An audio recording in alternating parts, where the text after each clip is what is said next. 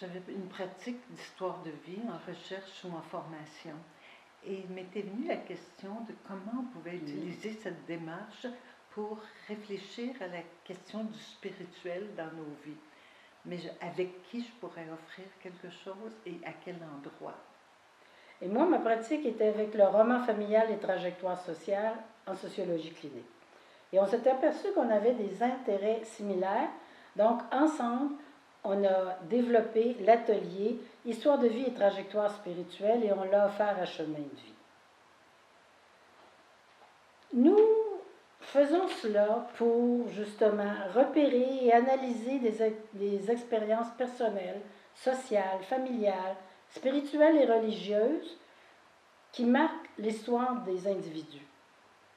La personne qui s'inscrit co-construit progressivement sa réponse à des questions comme « C'est quoi mes expériences signifiantes?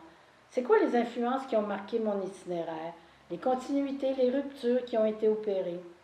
Pourquoi je suis devenue qui je suis? Puis qu'est-ce qui continue la trame de mon histoire? » On utilise 3 outils pour le travail, c'est-à-dire le prénom, la carte d'identité puis la trajectoire spirituelle, de la naissance à aujourd'hui. Le travail se fait pour les individus, mais en groupe. Et nous, on sert de guide à ce travail.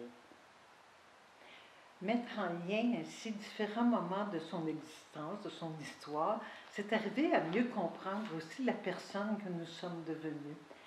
De plus, ces événements-là nous révèlent parfois le fil conducteur qui nous a guidés, plus ou moins consciemment, dans les choix importants qu'on a faits dans notre vie.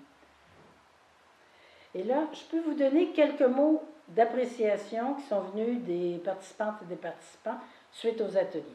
Il y en a une qui nous disait « Je suis très satisfaite.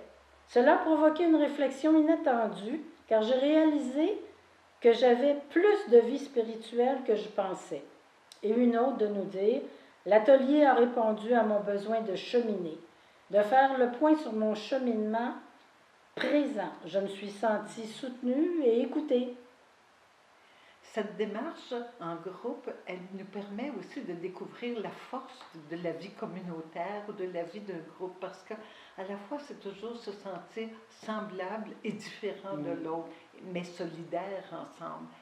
Cette démarche, elle nous invite aussi à une spiritualité bien en lien avec la vie, on pourrait dire une spiritualité incarnée. Alors, bienvenue. Oui, bienvenue.